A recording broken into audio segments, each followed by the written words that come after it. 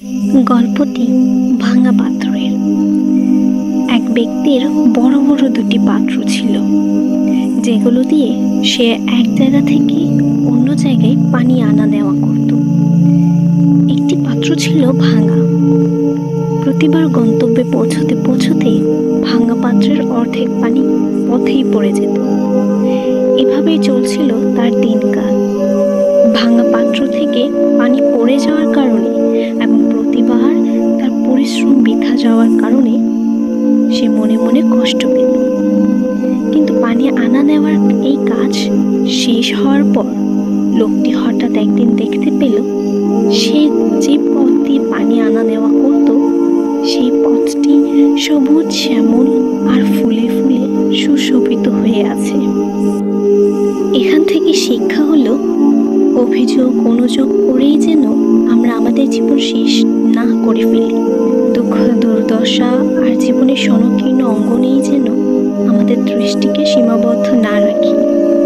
আমাদের উচিত জীবনের এই সংকীর্ণ অঙ্গন থেকে দৃষ্টি ফিরিয়ে আশা ও প্রত্যাশার বিস্তৃত অঙ্গনে দৃষ্টি দেওয়া, যেন আমরা অচিরেই আশার এক আলো ঝলমলে জীবনের দেখা পাই।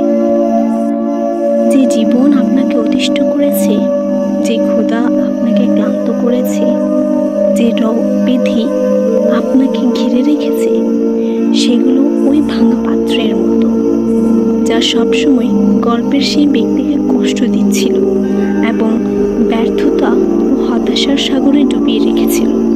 পরিশেষে জীবনের এই দুঃখ দুর্দশা আর ক্ষুধ পিপাসার বিনিময়ে পরকালে আল্লাহ আপনার পাপসমূহ মোচন করবেন এবং আপনার ভুল ত্রুটি ক্ষমা করবেন। রাসূলুল্লাহ সাল্লাল্লাহু আলাইহি ওয়াসাল্লাম বলেন, মুমিনের জীবনে ধারাবাহিক বিপদ থাকা মানে সে যখন আল্লাহ তাআলার সাথে সাক্ষাৎ করবে তখন তার কোনো পাপ থাকবে না। সুতরাং আপনার জীবনে যে বিপদ আসবে এবং যে সংকট আপনার প্রতিদিনের সঙ্গী, তা মূলত আপনার গুনাহ মাফের জন্য, আপনাকে পবিত্র করার জন্য। নবী সাল্লাল্লাহু আলাইহি ওয়াসাল্লাম বলেন, মুসলিম ব্যক্তি যদি কোনো দুশ্চিন্তা, দুর্দশা ও রোগ ব্যাধির শিকার হয়, এমনকি যে কাঁটা তার শরীরে বিদ্ধ হয়, এই সব কিছুর বিনিময়ে আল্লাহ তার পাপসমূহ ক্ষমা করে দেন। মুমিনের জীবনের প্রতিটি বাধার বিপরীতে রয়েছে একটি সফলতার হাতছানি। প্রতিটি ভুল ও ব্যর্থতার পরেই রয়েছে শুদ্ধতা ও সফলতার এক বিস্তৃত অঙ্গন।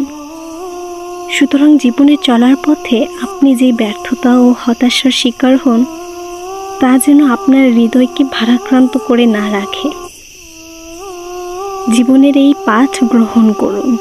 ভুলের পরেই আসে শুদ্ধতা, ব্যর্থতার পরেই আসে গৌরবমণ্ডিত সফলতা।